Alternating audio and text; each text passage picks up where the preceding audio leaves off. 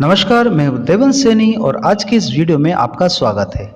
आज हम क्लास 12 की इंग्लिश के बुक फ्लेमिंगो का लेसन नंबर 6 जिसका नाम है पोएट्स एंड पेनकेक्स की हिंदी समरी समझने वाले हैं। इस लेसन के राइटर हैं अशोकामित्रन, जो एक तमिल राइटर हैं।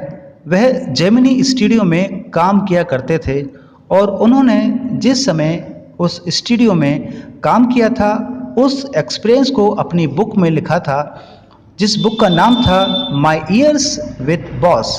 और इस बुक में वह ये बताते हैं कि किस प्रकार एक फिल्म, एक मूवी एक सामान्य व्यक्ति को प्रभावित करती है।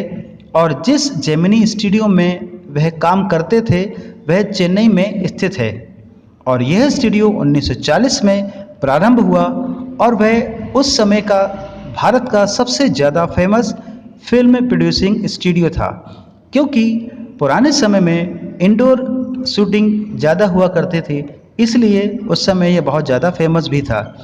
इस स्टूडियो के फाउंडर थे एस वासन।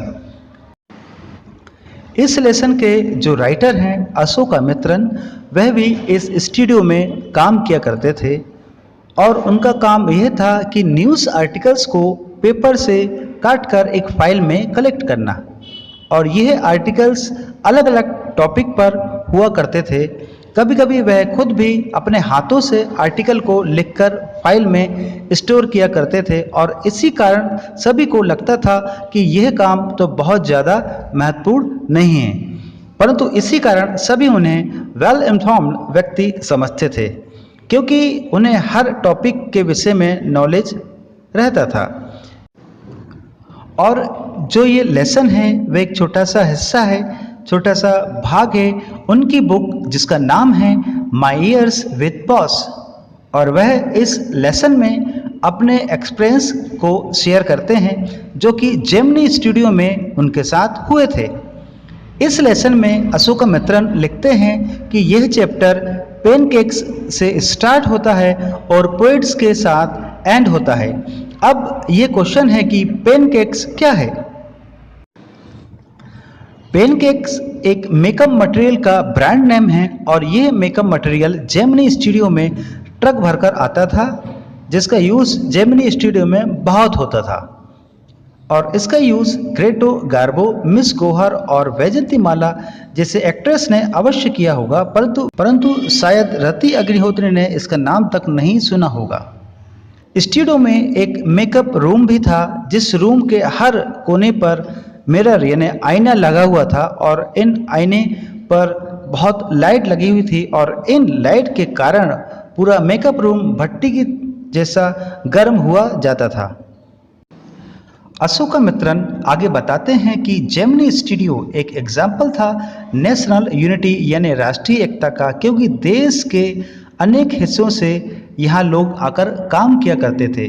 स्टार्टिंग में एक बंगाली इस स्टूडियो में हेड बनकर आया, जिनके बाद एक महाराष्ट्रीय व्यक्ति बना और उसके असिस्टेंट आंध्र प्रदेश में रहने वाले बने।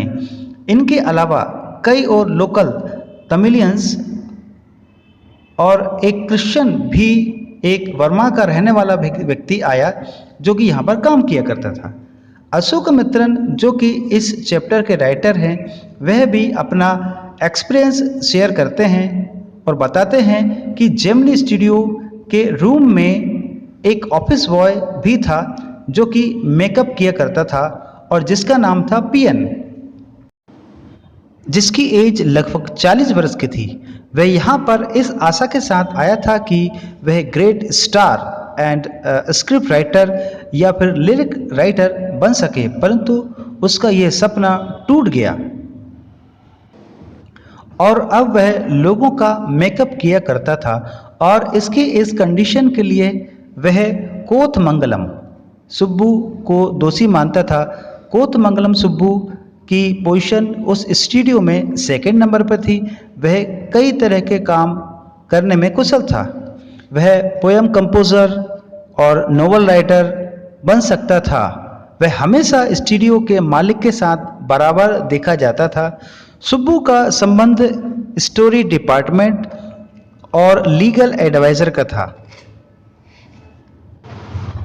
एक बार उसने एक एक्ट्रेस के गुस्से में कहे गए शब्दों को रिकॉर्ड कर लिया और फिर उसने उसे सुना दिया, जिससे उस एक्ट्रेस का फ्यूचर ही समाप्त हो गया क्योंकि वह एक्ट्रेस उस भय से उभर ही नहीं पाई। स्टूडियो के दूसरे मेंबर्स खादी धोती पहना करते थे और परंतु सुब्बू हमेशा पैंट शर्ट और टाई ही लगाया करता था।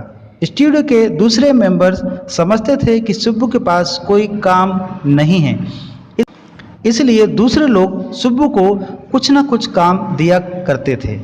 आगे राइटर अशोकमित्रन हमें बताते हैं कि जेमिनी स्टूडियो कवियों का फेवरेट स्थान रहा है, इसलिए वे यहाँ नियमित रूप से आते थे और वे खादी पहनते थे और जो पोइट आते थे जैसे DS योगीचार, संगू सुब्रमण्यम, कृष्ण शास्त्री, हरिशंकर चट्टोपाध्याय, ये कुछ ऐसे फेमस राइटर थे जो कि वहाँ पर नियमित रूप से आया करते थे।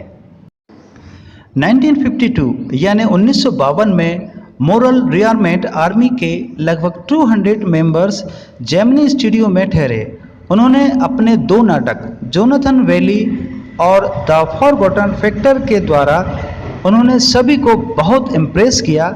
उनके द्वारा प्रस्तुत सनराइज और सनसेट यानी सूर्य उदय और सूर्य अस्त के सीन को इतने सुंदर तरीके से प्रस्तुत किया कि कुछ वर्षों तक तमिल के लगभग सभी नाटकों में सनराइज और सनसेट के सीन को उन्हीं की तरह दिखाया गया। उन 200 मेंबर्स के साथ सभी का समय बहुत अच्छा बीता। कुछ दिनों के लिए जेमिनी स्टूडियो का रूटीन रेगुलर दिनों से कुछ अलग सा हो गया था। इस चैप्टर में राइटर अशोकमित्रन एक इंग्लिश पोइट या इंग्लिश राइटर के विषय में बहुत ही डिटेल में बताते हैं और वह उसे एक हास्य मुद्रा में बताते हैं क्योंकि राइटर को भी ये पता नहीं था कि वह इंग्लिश पोइट है या इंग्लिश राइटर है। जेमिनी स्टूडियो में उनका भव्य स्वागत किया गया और स्टूडियो के बॉस ने भी उनके स्वागत में एक लंबी स्पीच दी जिसकी आवश्यकता नहीं थी और जो पोइट आए थे उन्होंने भी इंग्लिश में अपना अच्छा एक स्पीच दी और उसका परिणाम यही निकला कि कोई भी उनकी इस स्पीच को समझ नहीं पाया, सब कुछ प्रभावहीन हो गया और उस पोइट के आने का उद्देश्य भी रह गया और यह भी नहीं पता कि उनका नाम क्या था। बहुत दिनों के बाद एक बार जब हमारे पोइट यानी अशोकमित्रन द एनकाउंटर जो कि एक अंग्रेजी पत्रिका है उसमें स्टोरी कॉन्टेस्ट में पार्टिसिपेट के सिलसिले में वहाँ की ब्रिटिश काउंसिल लाइब्रेरी में पहुँचे और उस पत्रिका के विषय में जानना चाह रहे थे। उस पत्रिका के संपादक को जब देखा तो उसमें लिखा था स्टीफन फ्लेमिंग जो कि कुछ समय पहले ही जेमिनी स्टूडियो में आए थे और यह देखकर अशोकमित्रन बहुत खुश हुए। और अशोकमित्रन आगे हमें ये बताते हैं कि जब वह जेमिनी स्टूडियो से रिटायर हुए तब उनके पास टाइम बहुत ज़्यादा था और पैसे बहुत कम थे। तब राइटर ने देखा कि मद्रास माउंटेन रोड जिसे अब चेन्नई कहा जाता है, Chennai mountain road post office के सामने फुटपाथ पर 50 पैसे प्रति किताब की दर से नई पुस्तकें बिक रही हैं। दरअसल वह अमेरिका ओरिजिन की बुक थी जो कि रूसी क्रांति की 50वीं वर्षगांठ पर स्टूडेंट्स के लिए कम कीमत पर छपकर आई थी ताकि विद्यार्थी खरीद सकें। राइटर ने 50 पैसे दिए और एक बुक उठा ली जिसका नाम था गॉड दैट फेल्ड, ईश्वर जो असफल हो गए। इसमें अलग अलग राइटर अलग अलग स्कॉलर की निबंध थे। राइटर ने वह पुस्तक ओपन करी और उसकी सूची देखी जिसमें राइटर के नाम लिखे हुए थे। जैसे ही उस बुक के लास्ट के राइटर का नाम देखा तो अशोकमित्रन सरप्राइज हो गए, प्रसन्न हो गए क्योंकि उनके जो लास्ट के राइटर का नाम था वह था स्टीफन स्पेंडर। ये वही राइटर थे जो कि जेमिनी स्टूडियो में आए थे और जिनका नाम सभी के लिए रहस्यमय था। ये देखकर हमारे अशोकमित्रन जो राइटर हैं वो बहुत खुश हुए और बहुत प्रसन्न हुए और ये पुस्तक उनके लिए सबसे स्पेशल बन गई। तो इस प्रकार यह लेसन की हिंदी समरी थी। वीडियो पसंद आए तो लाइक शेयर कमेंट करें और चैनल को जरूर सब्सक्राइब करें। Thank you.